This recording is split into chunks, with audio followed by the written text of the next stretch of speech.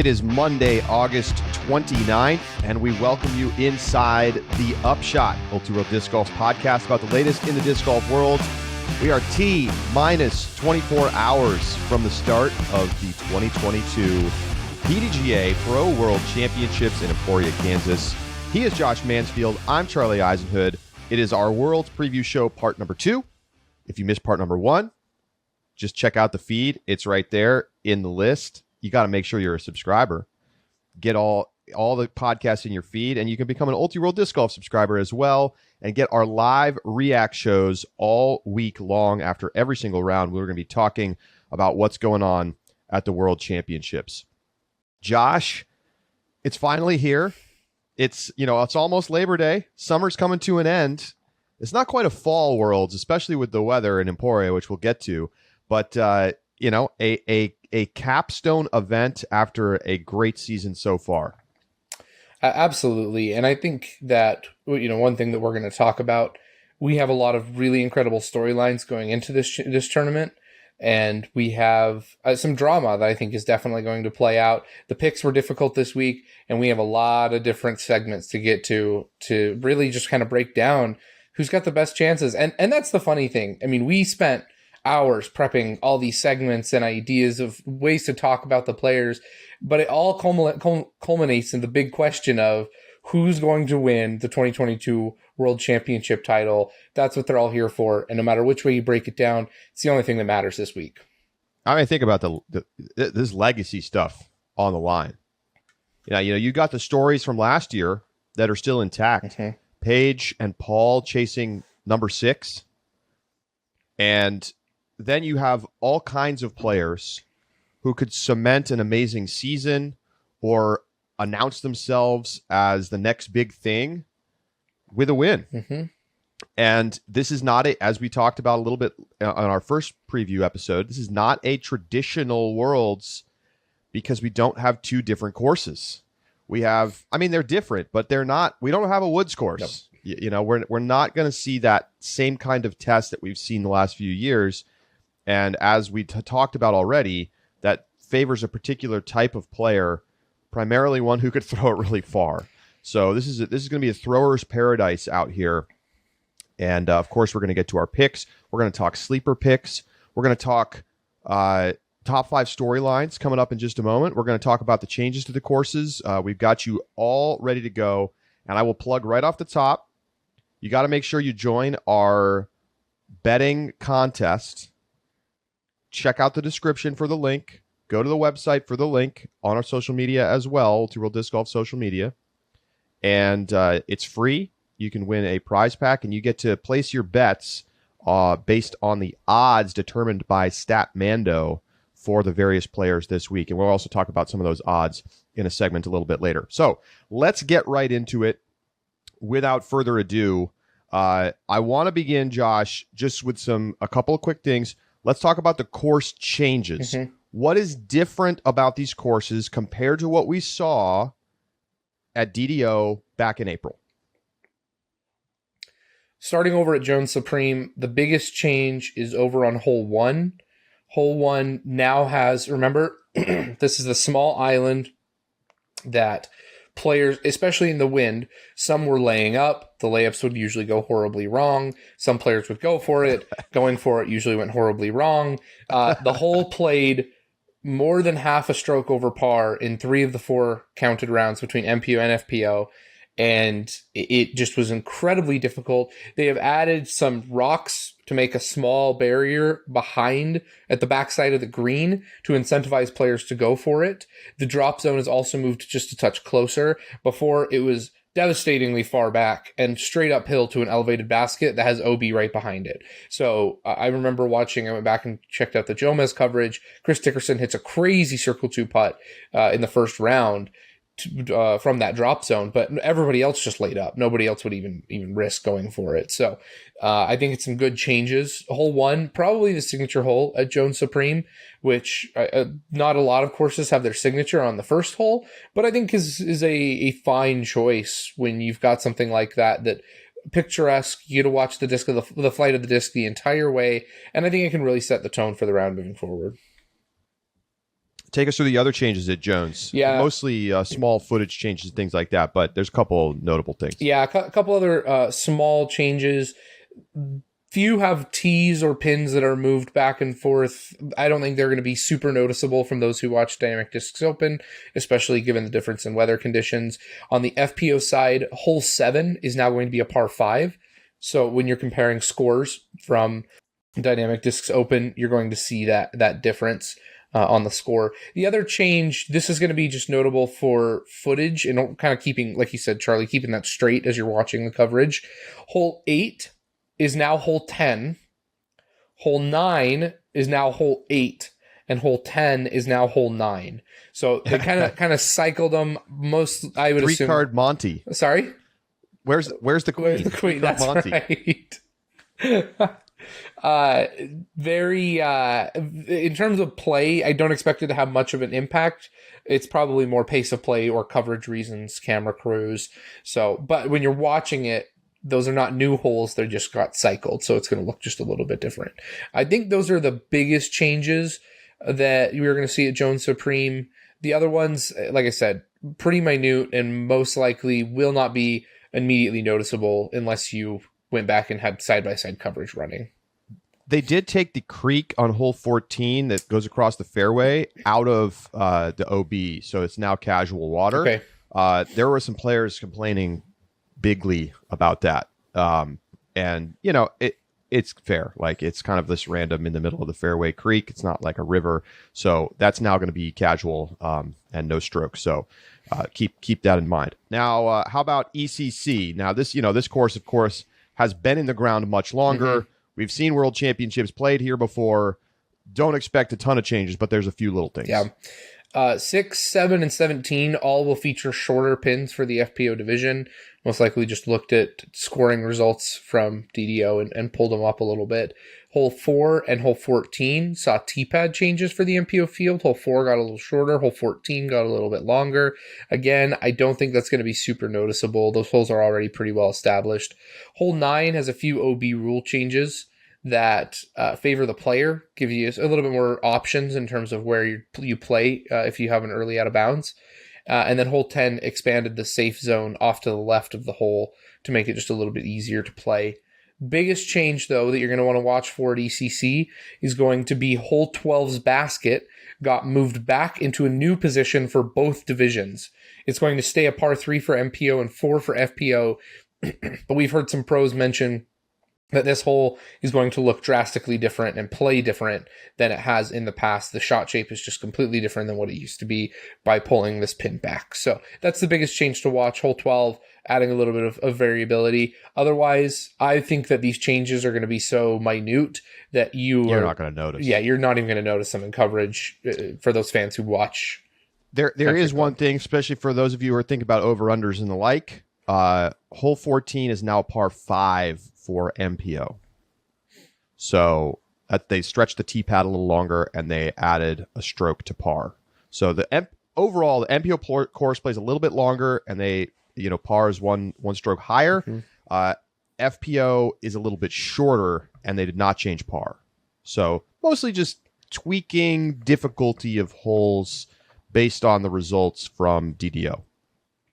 So that's your notes on the courses. Now, to the weather, Emporia. We are all wondering, what's it going to look like this week? Are we going to have storms? Are we going to have wind? No, it's going to be hellishly hot. That's pretty much what you need to know. We're going to have temperatures above 90 degrees pretty much all week. It's going to be bright sunshine. We're going to see temps up into the mid-90s, and it is humid in Emporia. It's going to be pretty tough conditions out there. I mean, in the sense that, like, physically players are going to get worn down, particularly MPO playing in the afternoon. Mm-hmm. Like, you're going to have to drink a lot of water. If you're going to be out of the course, make sure you have a hat, make sure you have sun coverage, sunscreen, etc. Bring a lot of water, because like, I remember back when Worlds was in Emporia in 2016, I remember walking the courses and it was just swampy out there. I mean, you got so sweaty. I actually had to throw away a pair of shoes that just like were forever ruined by just like getting gross from walking the course. So it's not going to be windy, and there's no there's no storms really in the forecast at all. Like, it would honestly, based on the way it looks today, Monday morning, it would be surprising if we had any rain. So pretty good scoring conditions, frankly. And I think particularly for FPO, it's going to be beautiful because they're going to be teeing off in the morning. You know, the lead card's going off around 9:30. And I think, you know, it'll be in the 70s and 80s for their round. And they'll be off the course by, you know, the time the sun's high in the sky. So MPO, on the other hand, you know, it's going to be... it's going to be a marathon. It's going to be a little bit of a marathon. Yeah. 5 rounds in the heat. So that's the notes for this year. Not much to speak of, which is nice. Winds look like they're going to be under 10 miles per hour all weekend. We'll see what actually plays out. ECC, it gets windy out there, so we will see. But not going to see anything like we saw at DDO in April.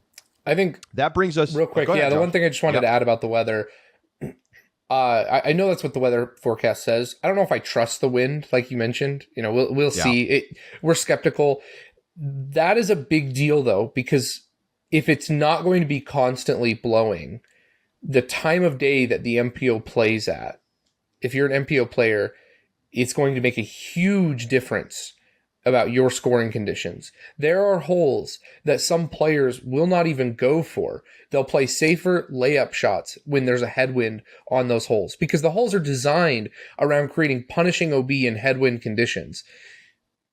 The wind variability is going to be a huge difference, I think, especially in round 1, where you're going to have randomized cards and you're going to have some players who probably are pretty high rated, starting earlier than others, both on the FPO and MPO side.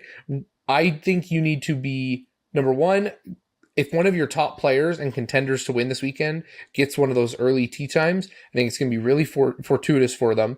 And the second thing that's really important is that you're going to see some names at the top, especially if that first round has variable conditions that I don't expect to hold for the entire week. Don't get over eager when you see, you know, Logan Harpool at the top of round 1. We've got a long week still to come. If Logan Harpool's at the top after round 1, that's going to pique my interest. I mean, the way he played here a couple months ago. I mean, that's fair, but I get your point. I think you're going to see a lot of variability through 2 rounds. You are right that if the wind conditions do have a big shift between morning and afternoon, or even like, you know, between noon and 3 o'clock when those feature cards go off, and we're going to see most of the big names on the feature cards late in the day. Remember, 4 rounds of post-produced, and then, of course, the live coverage on DGN.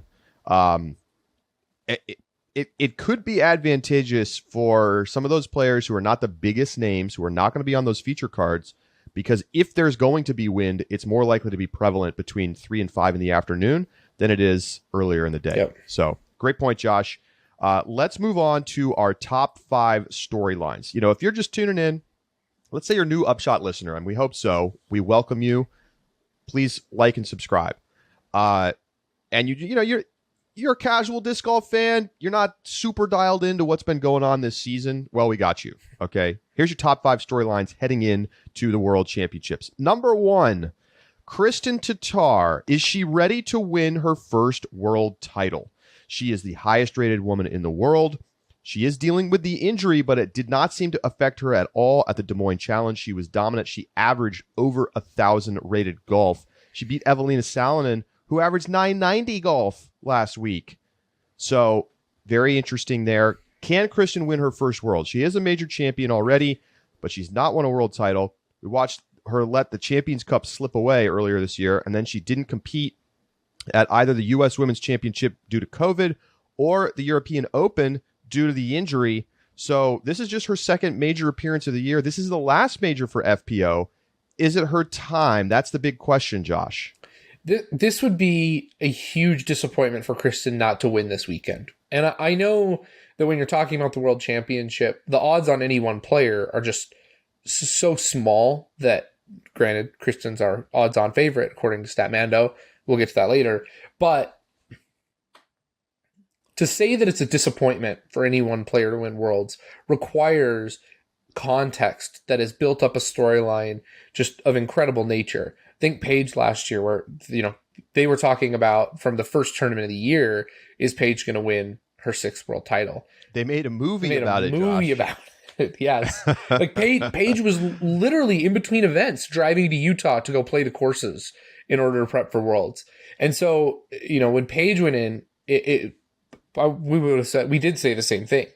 I say the same thing now about Kristen, because the Champions Cup heartbreak followed by the inability, due not because of planning or travel schedule, but because of COVID and injury, to play 2 other majors. This is her last chance to really put the feather in the cap of what has been an otherwise exceptional season. And we say this all the time on the show, but if Kristen doesn't win Worlds, in 5 years, we might not. This season's been exciting enough from Kristen. We may mention it as you remember that time when Kristen, didn't miss the podium but she hasn't done that since she started playing on the Elite Tour, Elite Series events. But no one cares about people who don't win majors. No one cares about the seasons when you don't win a major. And if Kristen doesn't win Worlds, we're not going to remember the season except as a subcontext for Paige winning the inaugural Champions Cup, where Kristen let it get away from her on the 18th hole. It's the only mention that Kristen is going to get during this season if she doesn't win Worlds this weekend. It's harsh but fair. Because you're right. When we look back at the lists of the players who have won, we look at the ones who won majors. Yeah. And you might go and be like, oh, who won Elite Series events? Oh yeah, Krishna Tatar. But you're right. You're simply right. And it's different to win a less attended tournament on the European continent for your major championship versus winning one over at the World Championship. Her first, it's just different, and she won U.S. Women. Okay, yes, it's a great win. It's a great win. It's a great win. U.S., but it's not Worlds. It's not. It's just not Worlds. It's not. No, it's not. Worlds holds a different prestige, and if I ask you right now, what happened in 2017, you don't remember who won on the Elite Series. No. Remember Ricky got his 2nd world title. Remember Nate Sexton won USDGC. That was the year Paige won Worlds. Yeah, because Paige wins on odds years. I always have to remember, does Paige win on odd or even years? So, without even looking. Yeah, she was quote unquote due last year. She's won every other Worlds because we missed one. We missed 2020. In 2020. Yeah. So she's won every other Worlds going back 10 years. Yeah, 2011. And so this, in theory, is her year to win. We know how much she wants it. She's out at the course when it's closed, getting into an altercation with people at the country club. By the way, I wrote an article about that. If you want to have some follow-up, you can check it out. We're not going to talk about it here today. Okay, so yeah, we'll get to our picks. We'll see. It's Kristen is having an incredible season, but if she comes away empty-handed in the majors department, it's gonna really put a damper on things. And I will say this as well. She's not 20. She's in her 30s. How big is the window for major championships? I'm not saying it's closing soon, but it's not going to stay open forever. Mm-hmm. She doesn't have 15 years of career in front of her to be competitive. Yep. So, and that window gets smaller every year. Father Time is undefeated, Josh. Father Time is undefeated. Let's move on. Second storyline coming into this World Championship. There is no obvious MPO favorite. I think it's fair to say. Now you can look at the betting odds, and we'll do that. Mm-hmm. You can say what you want about this and that, but who's the obvious favorite? At Worlds, Paul Macbeth is incredible. He has not finished outside of second place in over a decade. Mm-hmm. He's either won it or finished second for more than 10 years. Eagle McMahon hasn't been playing, but then he hadn't been playing before the European Open either, and he played some of the most amazing disc golf we've seen this entire season to beat Paul Macbeth, who also played incredible. Yep. Ricky Wysocki has been fantastic in Emporia. He won the last time we were here for Worlds, he won a World Championship. Simon Lizotte has 3 tournament wins this year, and he's coming off the DMC win, and he's looked fantastic. He's also played great at DDO. He was second here back in April. Mm-hmm. Chris Dickerson won the Champions Cup. We know he can show up and play great on these courses. So you tell me, who's the obvious favorite? I don't think you can pick one. And we haven't even talked about Calvin Heimberg or Kevin Jones or World's Whisperer Emerson Keith for that matter. Yep. We've been saying previous in the season that that we feel like Ricky is the favorite going into the Worlds. If you sat me down and made me pick a favorite, I think Ricky's probably your favorite. But the fact that over on FPO, we can pick Kristen and just identify her as the storyline for this World Championship shows that there is a increased level of just performance that she's had this season that sets her up for her World's performance this year. It's just not the case in MPO, because while Ricky does have 3 wins, so does Simon, and he, neither have a major championship for this year though. And Ricky played horrendously last week at BMC. Yes. So there's just a lot of questions. I feel like Ricky's the favorite, but when you take into the context of a 5-round world title, individual season performance loses some of its steam very quickly. And Ricky's played well here.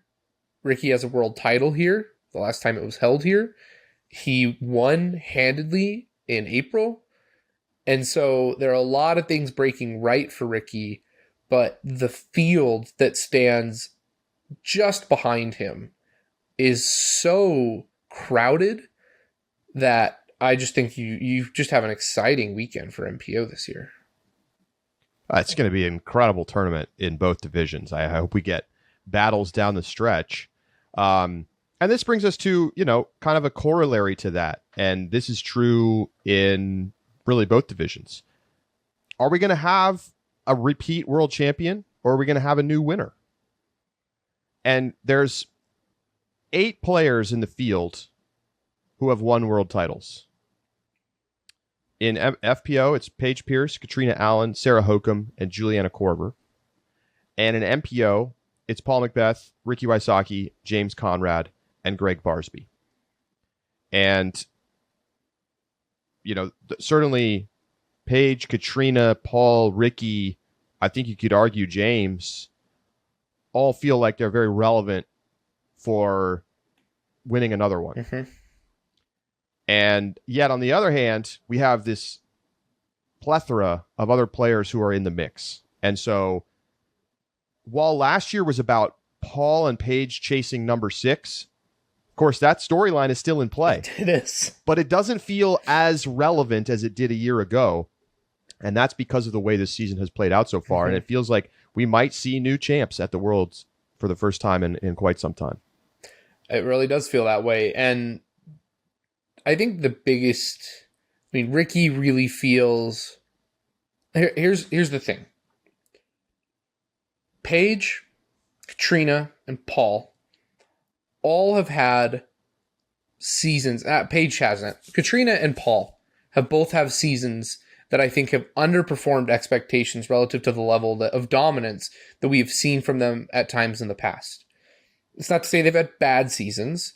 It's to say that going into this world title, though, neither of them have really put together the kind of season that gives us a compelling reason to put them at the top of the list. And we'll get to our picks.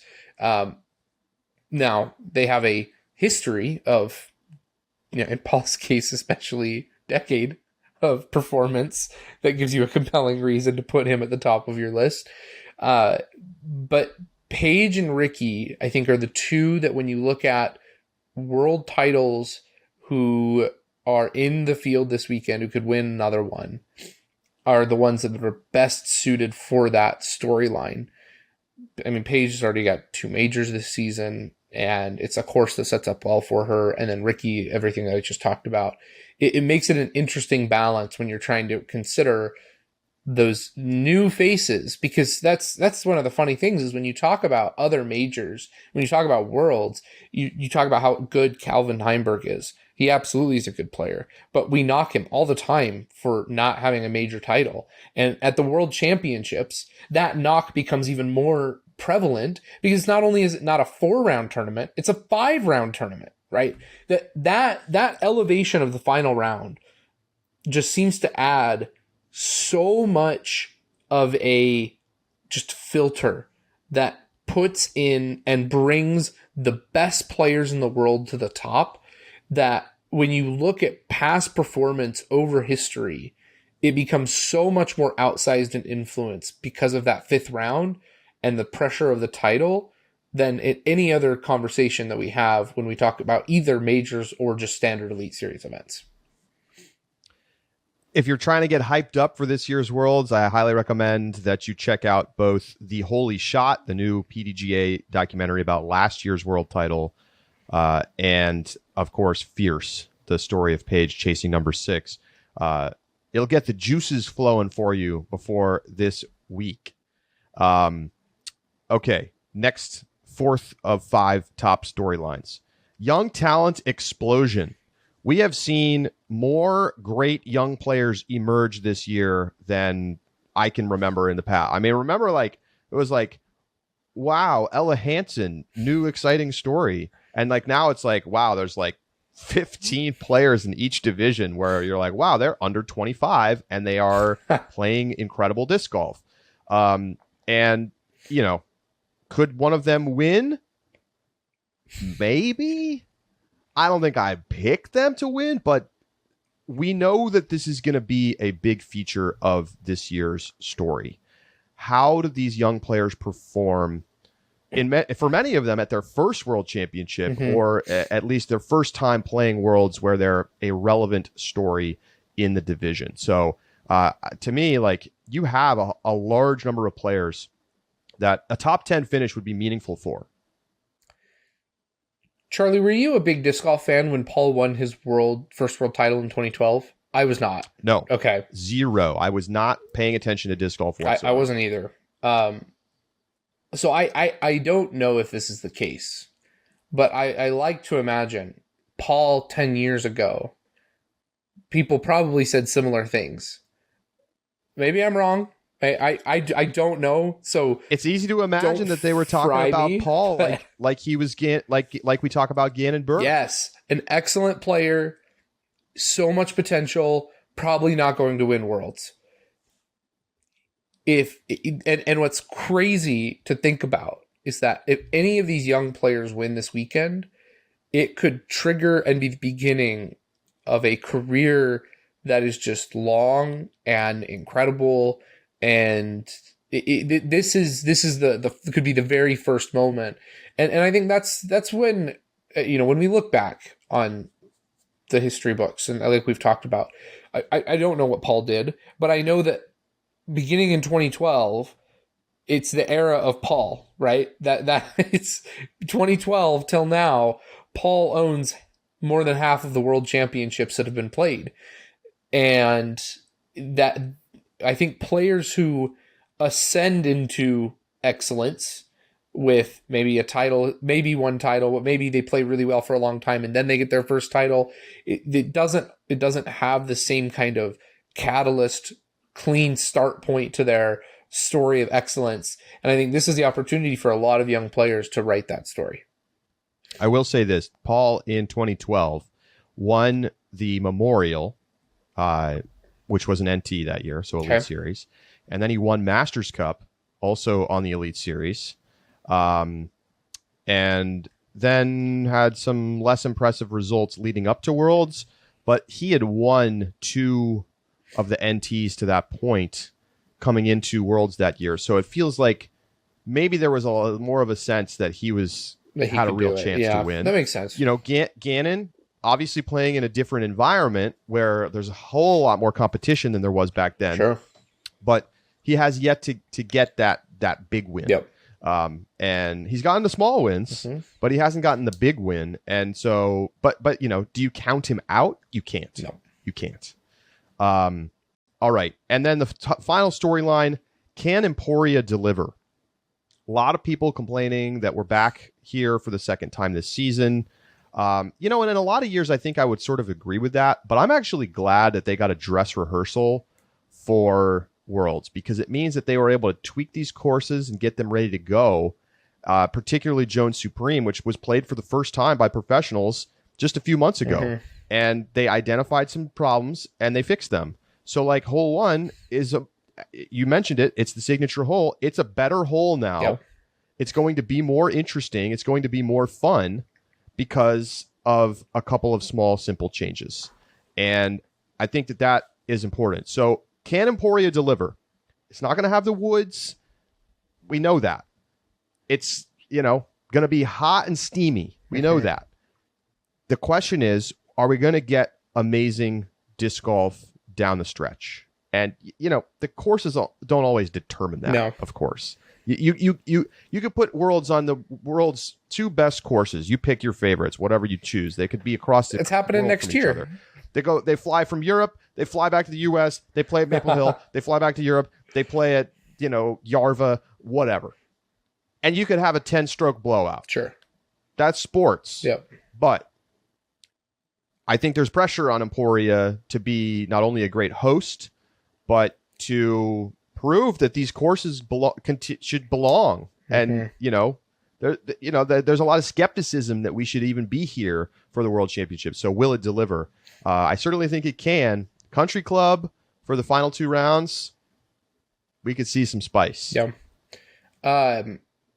One subsection of can Emporia deliver is can the PDGA deliver? There was a lot of drama around last year's Worlds and the PDGA and the running of the tournament.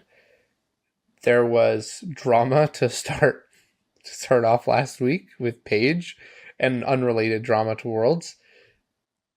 The PDGA needs desperately to just have a clean, smooth tournament. And there are sometimes things that are outside your control, and that happens. But rules need to be clear. You can't have commentators calling the caddies of some of the players. You can't, and that's DGPT, not PDGA. But so the two, right? I think both PDGA and DGPT need to run a smooth tournament this weekend, because there's been controversy through the painted lines and the driving range last year. I always forget that was part of it. Yeah, Brody renting out the driving range, that was wild. I will say, I expect things to go quite well. I do too. We have a very experienced, high-level tournament organizer in Doug Bjerkis running the show. This is not the same kind of thing as, a less experienced crew in Utah running the show. Completely agree. Completely agree. The caveat I want to add, though, is if back-to-back world titles don't go well for whatever reason, I think that is going to be something that people talk about. It's going to be a theme that will carry on for a couple of years to come if this doesn't go smoothly. So, just the one side note. All right. Well, we're going to take a quick break. When we come back, we've got your betting odds, sleeper picks, our personal picks, some over-unders, and a special bonus segment right here on the main show. So don't go anywhere. You're listening to The Upshot.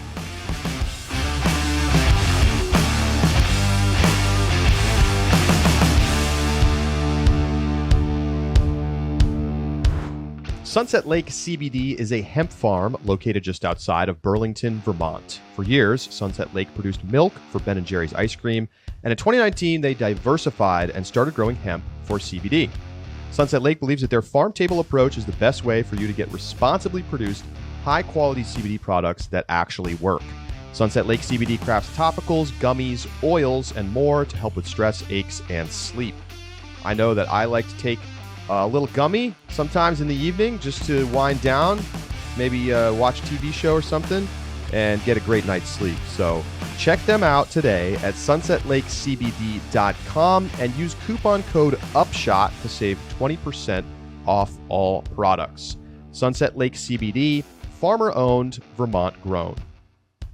The Upshot is presented by Pound Disc Golf, makers of the best bags in the sport. Well, it's time. Rufus Round 2. Unlike Round 1, which was released as pre-orders, Round 2 will be released in batches over the coming weeks. Starting things off, the electric blue and purple colorway.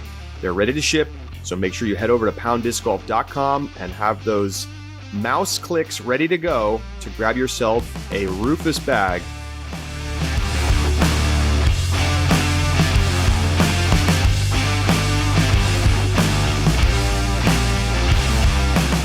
Welcome back to the Upshot.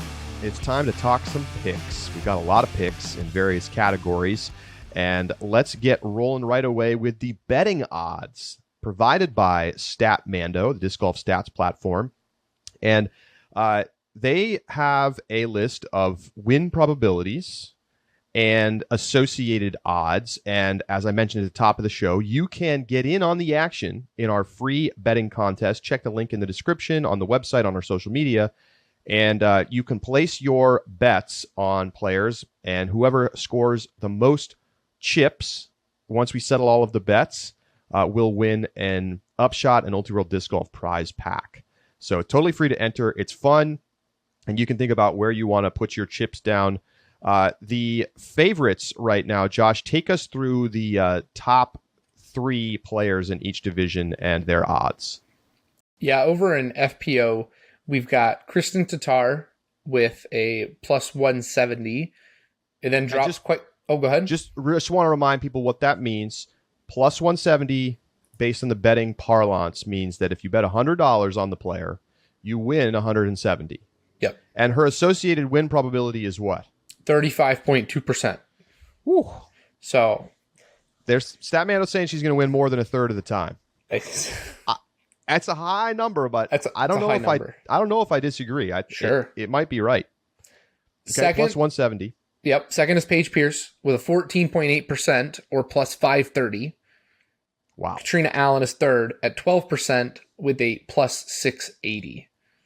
The only other player who's below 1,000 is Evelina Salonen at 11.7% with plus 700. I'll tell you what, getting Paige at more than 5-1 is definitely tempting. Yep. Over an MPO, your favorite to win is Paul Macbeth. They give him a 21.9% chance to win or plus 330 odds. They did have to do some adjustments to this side because Eagle having so few rounds meant that the initial model gave Eagle almost a 45% chance to win this tournament, which I don't know if anybody is taking Eagle at those odds. So adjusted odds with bringing Eagle a little bit more into reason. That gives Paul Macbeth first. Eagle is second, though, with a 20% corrected win percent chance to win with a plus 370 money line. Ricky is the only other player below 1,000 at 11.9% with plus 680 on his odds. So some lines that stand out, and if you're watching on YouTube, we'll have these up on the screen for you. How can you not look at Simon Lazat's odds at plus 3,400 and not think, wow, I got to get a little something on that. Right. Like if this was actually available to Sportsbook, like you have to bet 34-1 odds on Simon. I mean, I just disagree with the model here. I mean, that doesn't make any sense to me. Simon was second at DDO. He's won 3 tournaments this year. How can you have him behind guys like Kyle Klein, Matt Oram, Gannon Burr? These guys haven't won tournaments. Yeah. I mean, maybe there's the Simon at a major effect going on here, but that's a very tempting number. James Conrad is plus 11,000. I mean, that's bet $100 to win $11,000 on James Conrad. I mean, I don't know that I think he's going to win, but that's a very tempting value proposition, Josh. It really is. He's been able to do with the majors. Yeah, without a doubt. What do you like on the FPO side? Over on the FPO side, I think number one, Ella Hansen is not on this odds sheet. So she was I was talking to StatMando about this. She was the first one off. She was like right around plus 30,000. Look, I think picking the field or everybody else not on this list, not the worst with Ella in that grouping. I don't think is the worst idea in the world. The other one that stands out to me, Haley King at plus 4,100 is, I just think she's a major winner. She throws far and she can show up. I think won DDO. And she's won DDO. Yeah. Yes. I way too high of odds, I think, on Haley King. Bet $10 to win 410. You telling me you're not going to put that on Haley King? I mean, that's pretty spicy. I don't see a ton of value in FPO outside of Paige and Haley. Mm-hmm. I don't think you can bet Kristen plus 170. I mean, if you're really, really confident she's going to win, fair enough. But that is a very low number for golf odds. Yeah. No matter how good a player is. That looks like team sport level odds. Yes. That's no individual sport has a player winning a major at those odds. No, it is not typical. That's for sure. Yeah. So get in on the betting contest. You can decide how you want to outlay your chips. You can bet on as many players as you like. Rules are pretty simple. You have to bet on at least one MPO and one FPO player. It's totally free to enter. It takes about 5 minutes. And it'll give you something to root for this week. So jump on over to our form and fill it out to get in on the betting contest, and you could win a great prize pack. So let's move on. Let's talk about some sleepers, Josh.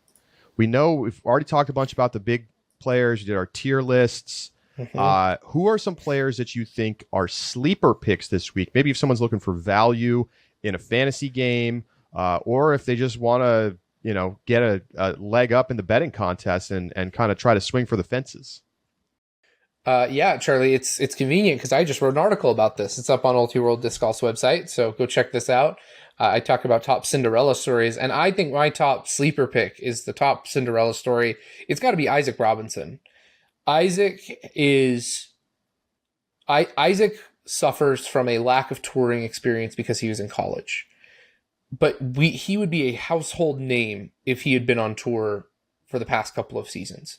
He's had an incredible season this year. He's got a win under his belt, which is excellent. He's got the rating to back it up in the mid 1030s. And don't forget, he was top 10 last year at USDGC. So he's got good performance at the majors. Honestly, I mean, if it weren't for his lack of touring time, I think Isaac Robinson would probably be good enough right now that you couldn't even include him in a sleeper pick. That's how high I think his ceiling is. And it's just a matter of when, not if, he hits that. It could be this week. I'm going to go ahead and say Ella Hansen. Does she count as a sleeper? I mean, she has to, right? Oh, she's not on the board on the betting odds. You kidding me? Ella Hansen at these courses is a threat to win. Mm-hmm. We've seen her finish top 3 at a major in the past. We've seen her finish top 3 at these courses. I don't see any reason she can't win. I mean, of course, lack of experience, winning majors. The putting still definitely a little bit of a question mark. The upshot still a little bit of a question mark. But the absolute power is the difference maker. She won the long drive contest earlier over the weekend. Okay, the world's long drive contest. Mm-hmm. She threw 495 feet, Josh. That's so far. 495 feet. She beat Paige by about 20 feet. That's insane. We know it. I mean, we've seen it on tour, and now we can say confidently she is the longest thrower on tour in FPO. While we're on the long drive contest point, Double G won it in MPO, 652 feet. No. Just truly nuts. Cade Filamahala in second place at 613 feet. Holy smokes. I didn't know that kid could bomb like that. Okay, really quick aside. I played a tournament that Cade played in Idaho Falls. There's a hole that, a little bit uphill, pretty punishing OB, almost 500 feet. A little further. I think it was just over 500 feet. Par 4, because of just very guarded woods, and most people in Idaho don't throw 500 feet, so most were having to play a pretty technical and dangerous layup shot, followed by another technical layup shot because the basket is framed right up against the water. I am putting to warm up, and a disc slides up to my foot, and I look down, and I think it's like a Pharaoh from Infinite Discs, so a 13 speed, and I'm like, that's not a layup disc. Cade comes walking up the path, and he had thrown, he's like, oh, my bad, man. I really got under that one. What do you mean you got, I'm on the green of a par 4 and I'm getting hit by a disc. Like, it was incredible. That guy can bomb. Amazing. Ezra Aderhold in third, 603 feet, and Gannon Burr in fourth, 593 feet. Man, what can't Gannon do? What can't he do? What do you need to see from him to believe that he's going to be the next big thing? I mean, insane distance, and the best putter on tour, arguably. Yeah, he's good. Yeah. So there you go. So let's continue here. Anyway, Ella Hansen, just has the skill set to succeed on these courses. Simple as that. Definitely a sleeper. I'm going to stick on the FPO side. I think the next sleeper is Macy Vela-Diaz.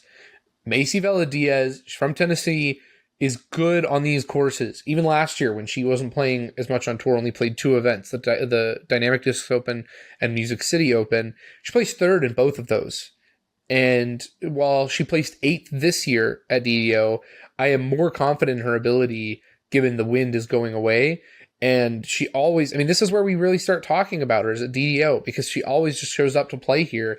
I really like her as a sleeper pick here at DDO this week. She's sponsored by Dynamic Discs, and someone I would not be surprised if finishes in top 5 or even podiums this weekend.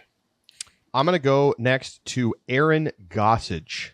Now, he's cooled off a little bit the last few weeks after playing, honestly, great disc golf for like 4 months to start the tour. But he was up at the top of the leaderboard at DDO back in April, and I think has the skill set to be successful out here. Again, probably a player I wouldn't expect to win, but if you're looking for value, you got to think about taking Gossage because, again, his rating is low enough that you can still squeeze out some extra value out of him, and he was top 3 here at DDO. My final pick for sleeper, Gavin Rathbun. He's coming back off the injury. He DNF'd at DDO earlier this year. I think if I remember right, it was because of that flare-up in the shoulder. It was only his 2nd tournament back after having shoulder surgery for the torn labrum over the off-season. He has a 8th place finish last year at DDO. Yeah, 8th place at DDO. But he also finishes like 3rd at Goat Hill, and he really does. He throws far enough, right? He's not the furthest thrower on tour, but he does have good distance. He's a good all-around player, and one of the kind of players I could really expect to be sneaky and come up. The longer he's out from his shoulder surgery, the more dangerous Gavin Rathbun's going to be. And I really feel like, given that injury not happening, he could be a name that we'd have been talking about this season as one of those young players with a lot of potential. He's a good player with a lot of potential, and this tournament could be a good setup for him. I agree. So that's going to do it for our sleeper picks. Before we get to our personal picks, we have a little something special. We did a tier list last week of players at Worlds, and we thought, who are the players that we expect to be able to win a championship? Who are the ones that we think have a chance to win on a great weekend? Who are the players, etc. Tier 1, 2, 3, 4, 5. Right now, we're going to hit you with another tier list. Who got that dog in them? Josh, I want to know who got that dog in them. I don't need to know about their rating or how many majors they've won or whatever. I want to know who got that dog in them. Okay, who's got the hunger? Who's got the fire? Who shows up in the clutch? Tier 1 got that dog in him. Who you start with? One quick note. Charlie and I had it took me like half an hour to wrap my head around this phrase this morning when we were doing show prep. I have never heard this before. So Charlie asks if we want to do this segment, and I'm just like, what are you even talking about, man? So let took us me know. Some time. Email us, upshot@ultiworld.com. Who's got that dog in him more, me or Josh? Anyways, I figured it out. I now have a good idea of what this means, I think. And so I'm going to start it off with Paul McBeth. Paul McBeth's got that dog in him. Man, I can't even say that. I was just laughing at myself. The guy's got 5 world titles. He, regardless of how he plays in any given season, he has to be considered a top contender for the world title. And then the man just, when it's time to show up, he shows up. Shows up. And that's what you need to know. It's not just about the winning, it's about the way that he is as a player. Yep. I'm going to go with another MPO player next. James Conrad has got that dog in him. And you wouldn't think it because you don't see him week in and week out and think that. But when it's time to show up to the majors, how do you not put him on the list in tier 1? Yeah. James Conrad's finishing 25th all season. You think I care about that? You think he cares about that? It's Worlds time. The man threw it in from 250 feet. You kidding me? He's got that dog in him. Who else, Josh? I think, Charlie, you wanted to include this segment so you could backpedal after you put James in tier 3 last week. This is different. This isn't about who I think is going to win. My next one, I'm going to keep with the theme of 5-time world champions, Paige Pierce. And, if you're just going on alternate world championships, she had her loss last season. And that means this year it's Paige's time. And it's so funny because I think, especially with this system, the fact that she alternates years holds no meaningful significance. But it's just like being due in baseball, right? When somebody has the potential, the capacity to win like someone like Paige Pierce does, I don't care what superstition you need. You will always find reasons for her to win in any given season. Couple other players I think got that dog in them. Owen Scoggins, tier 1. Yes. That's just, she's not going to win this weekend on these courses, but she could surprise us. She surprised us all season because she's got that X factor. And Ricky, you got to put Ricky in this. I mean, I think he's struggled a little bit at the majors, but when you see the Raptor legs kick into gear, I mean, he finds another level of focus that very, very few players can reach. Yes. How about in tier 2? I'm going to throw some names at you. Chris Dickerson, I think, is one who I would put in tier number 2. Rightly belongs in tier 2. I think the big difference between Ricky and Chris, when Ricky gets dialed and gets the Raptor legs, it's like he's just unstoppable. I think Chris has a harder time getting into that same level of momentum. And so even though he's a multi-time major winner, I still think he's tier 2. Who you got? I also have Gannon Burr. Just given his skill level, I think needs a little bit more wins, but he's guy's solid, so consistent. Yeah, he's got a little bit of the killer instinct too. Mm-hmm. I mean, he's so young, but you can feel that he has that next level attack mentality, and he's like learning how to fight with it. Yeah. Missy Gannon, there's some money on the line this weekend, folks. That's right. Get ready for big money Missy out here. Smiles at you, but then smashes a circle 2 putt to cut you to pieces. So take home a fat check. Yeah, no, definitely. I like Trina Allen. That shot on 18 last year. That was exceptional. It was dream crushing. Paige couldn't even throw an upshot. She got beat so bad by that shot. The ability to throw that kind of shot, it takes that killer mentality. Double G. Ooh, yeah. Definitely got that dog in him. Yeah. Going on MPO players as well. You got to give it the bazooka. That guy's nickname's the bazooka. You got to give it to Albert Tom. Oh, I love it. And I think here's a sneaky one. Okay. Stacey Haas. Okay. One what was that tournament called? Down in Florida. It was Tallahassee, right? Tallahassee. Yeah. Go back and watch her win that. Okay. There's some killer behind those eyes. All right. Yeah. I think tier 2. How about tier 3? Tier 3. Okay. World's Whisperer, Emerson Keith.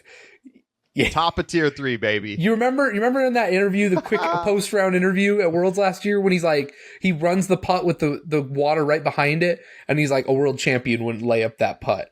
That's killer. Honestly, might be tier 2. Might be tier 2. might be. What a quote. I love it. I put Kirsten Tatar in this category. I think clearly has the, beat you down thing going on, but definitely some, she's not a tier 1 dogging and player right now. Yeah. Not after what we've seen, not after Champions Cup, but could erase some of those doubts this weekend. Yeah. I've got to put Valerie Mondahano here. I think she just some of the nerves of steel that she demonstrates at times. That shot at Waco. Oh yeah. Come on, man. Oh yeah. Come on, man. Greg Barsby is in this category for me. Look, anyone who's got a fan group called the Barsbarians, just put an image up right now of him holding his shield and axe from PCS Sula. There you go. That's all you need. It's all you need to see. I low-key think Cat Merch should be in this category. Okay. Yeah. Her forehand throw-in at USDGC, or the Throw Pink Women's Championship on hole 17, you don't run something like that unless you've got that killer instinct. I think my final one is probably Kevin Jones. Yeah, I mean, he's had some like attack moments. He's also had some like noticeable failures. But I like it. I like it. Yeah. I think like when we've seen him show up at some of the big tournaments and really compete. All right, so that's our Got That Dog in Him rankings. Let us know what we missed. UpshotUltiWorld.com or hit us up in the Discord. All right, it's finally time. It is now time to make our actual bona fide lock 'em in final answer picks for the 2022 World Championships. And it has been very difficult. I'm not going to lie to you. Yeah. I've been thinking about it for days. And here we are. So, Josh, let's start in FPO. Okay. Take it away. Over in FPO, in third place, I have Haley King. Winner here at DDO. She shows up at the majors. Maybe she, I don't know.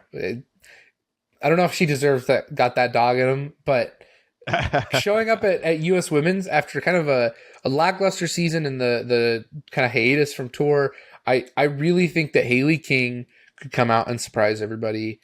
It's easy not to talk about her until all of a sudden you have to, because she just is going to dominate. So I've got Haley King in third place. And you're going to see, I mean, it's a theme for my entire FPO leaderboard. It's the power throwers have to be at the top of your list. I've got the best tee to green wizard in the FPO division, Evelina Salonen. If you're always underneath the basket, it doesn't matter if you can putt. And I think that's going to be a huge advantage for Evelina this weekend. She played well at DMC last weekend or 2 weekends ago. And so Evelina's here for me. And my winner, odds-on favorite, Kristen Tatar.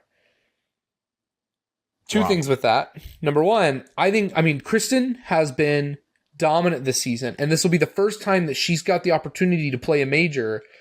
Champions Cup, yes, a bit, but to really have a stretch, an entire season, to have played in the United States and in preparation for the World Championship. I think you give Kristen that kind of time. You give her a set of courses that she is just excellent on, and how can you not pick her?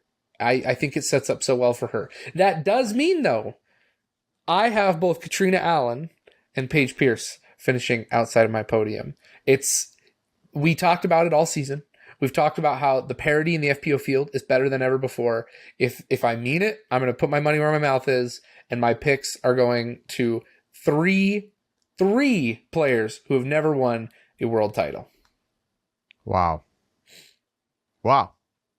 Need some milk for that spice. That's no Paige is very bold.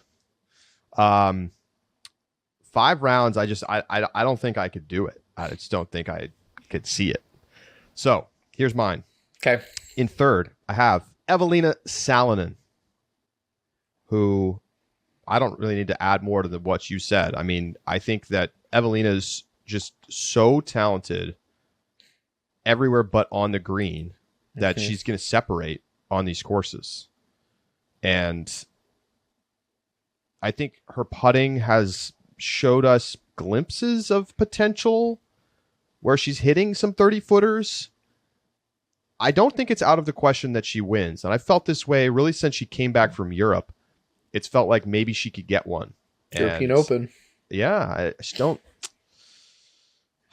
think I'm like fully convinced, because I think you have to be able to hit those clutch putts down the stretch if you want to win. Sure. And we have not seen it at all this whole season that she can do that. Yeah. But she was very much in the mix at the U.S. Women's Championship. She obviously was very much in the mix at the European Open. So like, why is she not going to be in the mix again? She's gonna. So I've got her in third. In second place, I have Paige Pierce. I think Paige is going to come up short again. I think that it's difficult for her to play her absolute best disc golf when she's so focused on trying to win. I think the results of the last couple seasons have showed us primarily that she wins best when she's not as focused on trying to win and she's not as intently locked in on that. Comes back from Hawaii. Yeah, exactly. And like when we've seen her be playing relaxed, then she wins by 10 strokes. 2 major wins already this season though.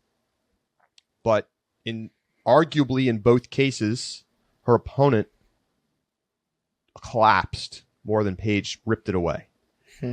And I think that this time that's not going to happen. I think that this time Kristen Tatar is going to take down the World Championships. The combination of the level of play we've seen from her lately, what she's capable of here in Emporia, the ability to keep it inside the lines, and just the mental fortitude that I think she showed us this year leads me to believe that this is her tournament to lose. And I will say I went back and forth a great deal between her and Paige. It obviously will not be shocking at all if Paige wins number 6. But it just feels like this is Kristen's year. This is the one that she's got to win if she wants to win Player of the Year. Mm-hmm. That there's no way around that. If she does not win this, I don't care what happens the rest of the season. It would be almost impossible for her to win Player of the Year over Paige. Oh, I don't think almost. I think it is. I don't think there's anything. There is nothing else Kristen Tatar could do to take Player of the Year away from Paige if Kristen doesn't win this. So there you go. A lot on the line. And, there's some players I left off barely. Haley King, Ella Hansen, I think, is going to be a lock top 10 finisher, probably top 5. It's a big arm show, folks. So that's what I've got for you. And I think Kristen's going to get the big one. Let's go to MPO. I will kick us off. And man, oh man, it is a very interesting year to be picking picks in MPO at Worlds. In third place, I have European Open champion Eagle McMahon. I think he's capable of winning again. I think, however, that he's not.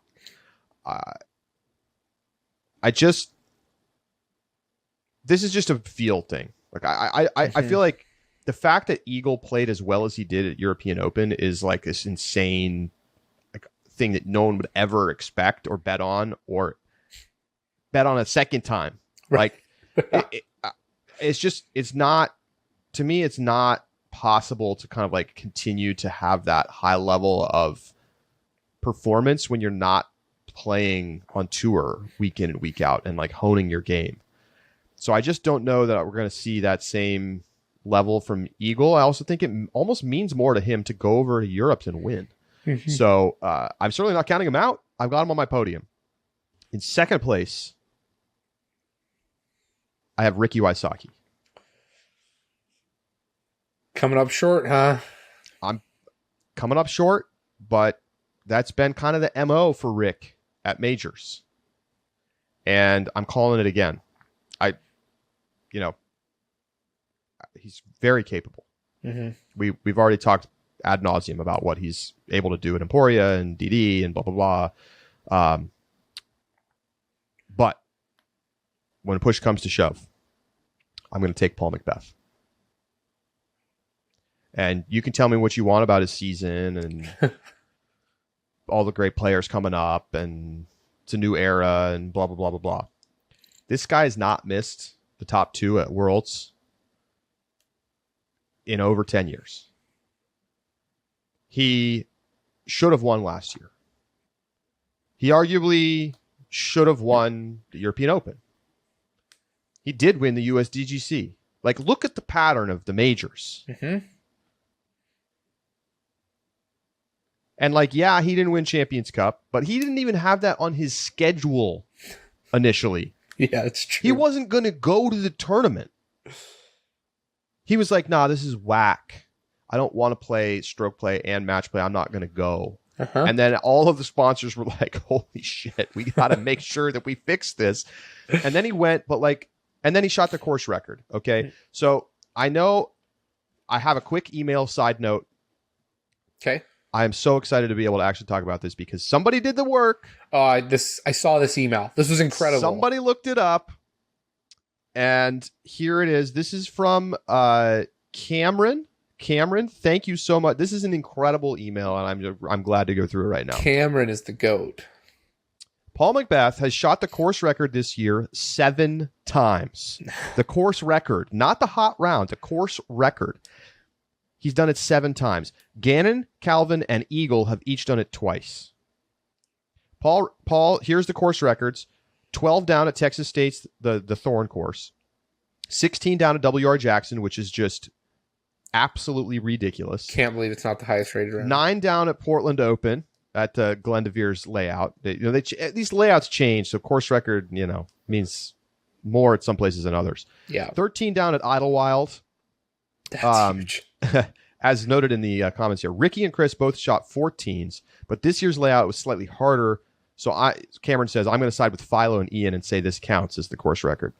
12 down at European Open, which ties Eagles' 12 downs at the Beast at the same tournament. 8 down at Ledgestone, and then Calvin took it back with a 9 down at Northwood. And then 12 down at Pickard Park at DMC last week. So how many times was he out of contention before shooting the course record? It was 5 times, according to Cameron, at Champions Cup, at Portland, at Idlewild, at Ledgestone, and at DMC. So there you go. And there's a bunch of other really cool Paul McBeth stats here. How about this one? This is why I'm picking Paul in part. Okay. Paul has 5 of the top 10 highest rated rounds of 2022 and 3 of the top 4. He clearly has the best round of the year, the 16 down at WR Jackson. Yeah. He's also tied with Gannon Burr for the most top 10 finishes. And he's, how about this? He shot a perfect 9 3 times this year. He shot 9 under 3 times this year in one of the front or the back 9. Folks, the combination of worlds, the ability, the history, and the dog in him.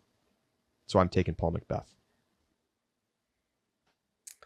My leaderboard looks very similar to yours. I also have Eagle in 3rd place. Remember as well that Eagle has a long history of strong performance at DDO/Glassblown Open with It's true. a couple second places and a win. By the way, really quickly, yep. Paul has won DDO a couple times in the last 5 years. Yes. Just want to point that out. Paul's very good in Emporia.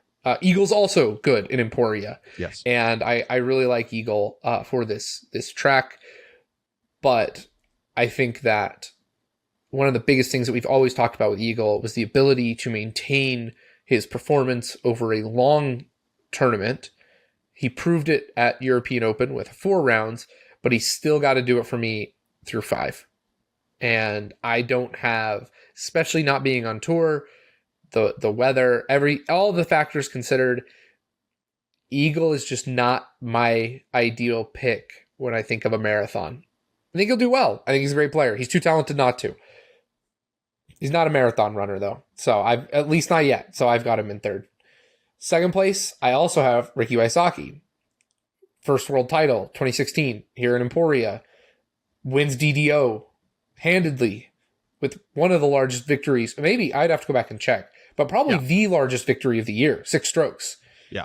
I am hard pressed to believe there's boring final round because of how far ahead he was. Yes. I'm hard pressed to believe there was a round, and it may be the most in a couple of years. I mean, that was a blowout win by Ricky in an era where blowout wins just do not happen.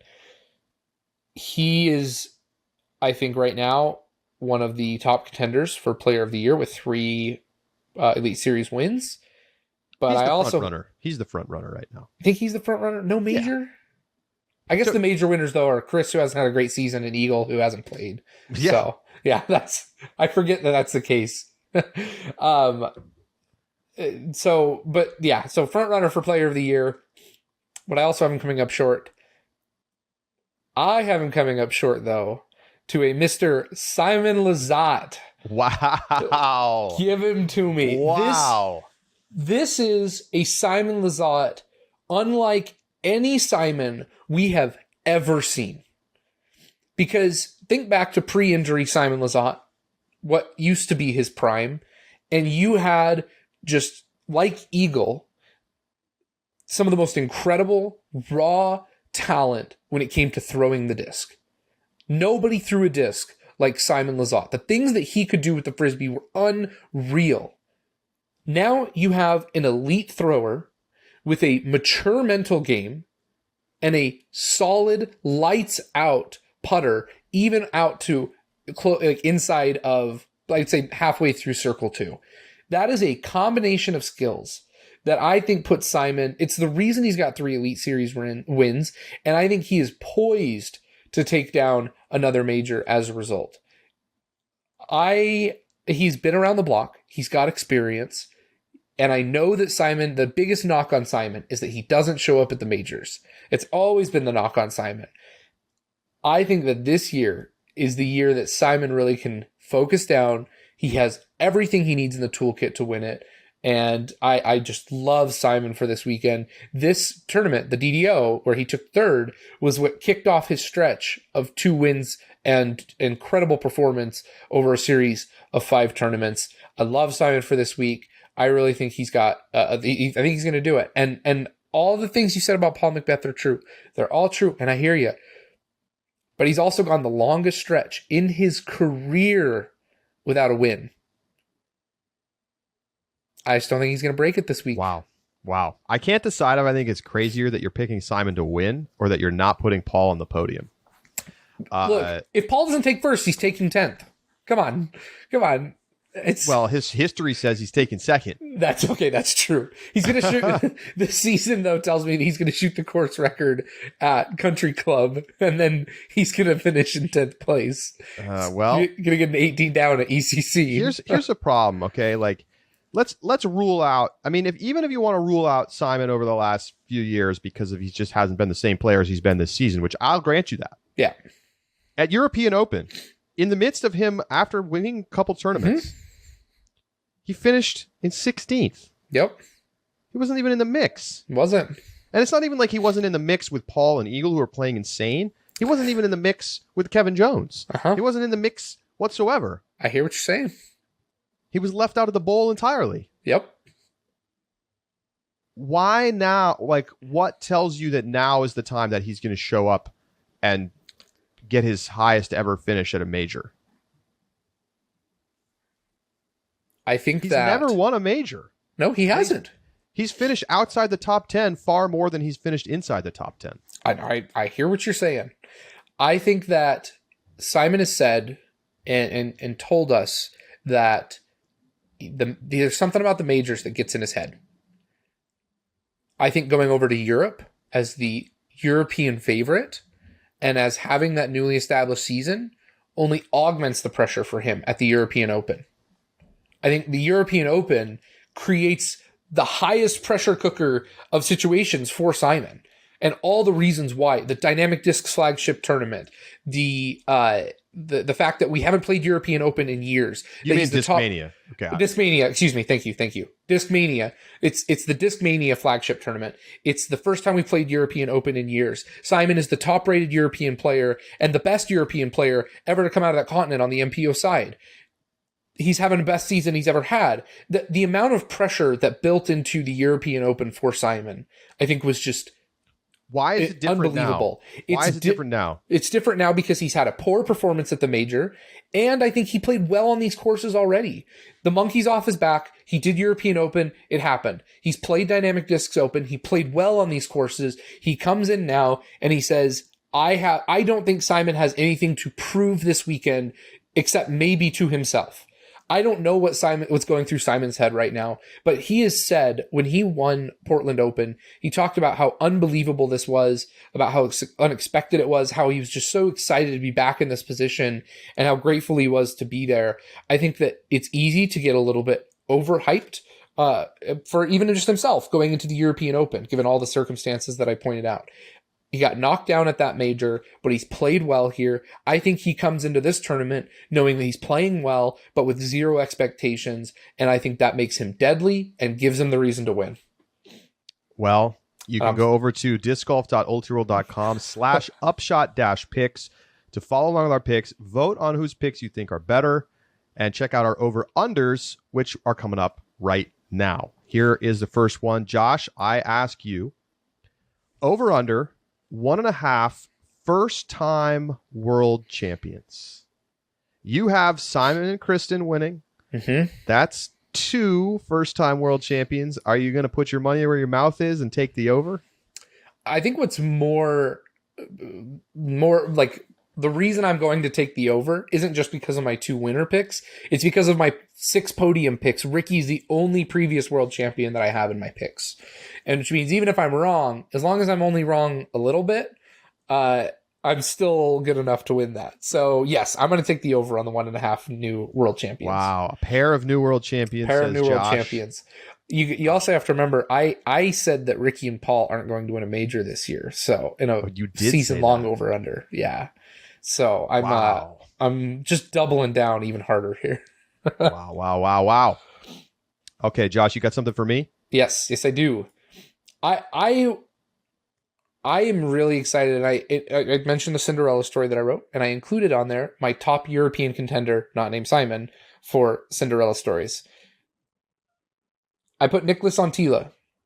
I think Nicholas Antila's had some good tournaments. Vino Makala, though, took 3rd here at the Dynamic Discs Open. I think there are a lot of MPO European men that have swirled around, that we had a lot of hype around going into this season, that have not quite lived up to it. But I think a redemption story is if a European male not named Simon can finish inside the top 10 at Worlds.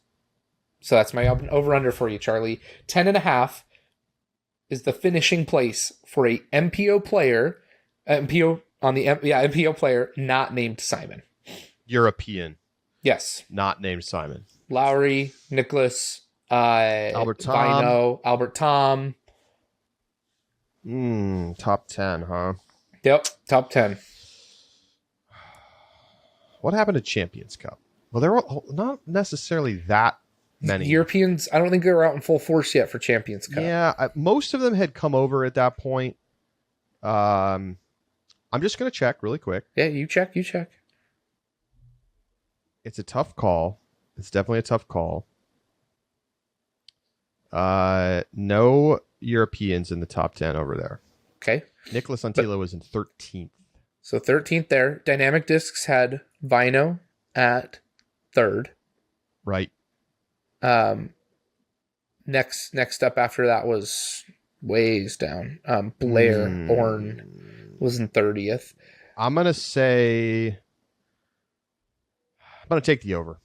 Meaning outside the top 10. Correct. I think the best finishing place will be 11th or worse for an MPO European player not named Simon. Okay. So, yeah, I just... The European players are still adjusting to the pressures of U.S. competition. Well, and I mean, don't think this is where it's going to turn around. There's lots of reasons. I think that's probably statistically the better bet, but I don't know. I have faith. I'm on Team Europe this week. Simon at the top, Kristen at the top. Both my winners are European. I've got it. And they're both the winners of the previous tournament, notably enough, DMC. They are. So that's actually the first time at an Elite Series event that there were European winners in both divisions. So maybe Not the we'll last. make it Twice in a row, baby. Okay, folks. Well, it's all happening. It's coming up. Somebody asked about the post-production breakdown. And now I'd heard 4 cards, but now I'm getting the information from the PDGA's Danny Voss that it's 3 card. I don't know where this 4th card is coming from. Maybe that was a misnomer. I don't know. But MPO lead card is going to be Jomez, of course, Gatekeeper on MPO 2, GK Pro on FPO 1, Ace Run on FPO 2, and then it says DGN for the others. So I think maybe there's going to be some DGN post-production. Okay. This is not clarifying my... I'm sorry for not having a better answer here, because I still have more questions, and I will try to elucidate those, and we'll have an article up on how to watch so that you know where all of the post-production breakdowns are, and how to tune in this weekend. I fly into Emporia in about 5 hours. Enjoy the trip, Charlie. Thank you, Josh. It's going to be hot. It's going to be hot. I'm thankful to be inside for the commentary inside the clubhouse this year after we were outside at Worlds last year. But looking forward to calling the action alongside Elaine King and Valerie Jenkins for the FPO. In MPO, it's going to be Ian Anderson alongside Philo Brathwaite and Brian Earhart. And on the course will be Terry Miller. So that's your live coverage commentary crew. Please let me know if there's anything I can do to make your experience watching the live coverage more enjoyable. You can email me personally at charlie@ultiworld.com.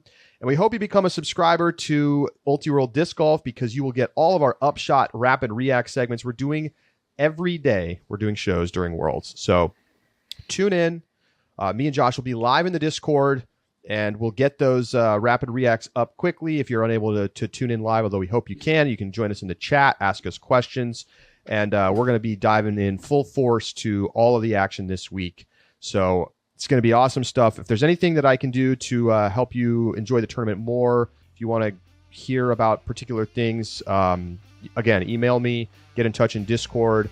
I'm going to be on the ground all week, of course, and looking forward to taking in all the action. So for Josh Mansfield, I'm Charlie Eisenhood saying so long for now. We'll talk to you again tomorrow in the Discord after round 1 of the World Championships.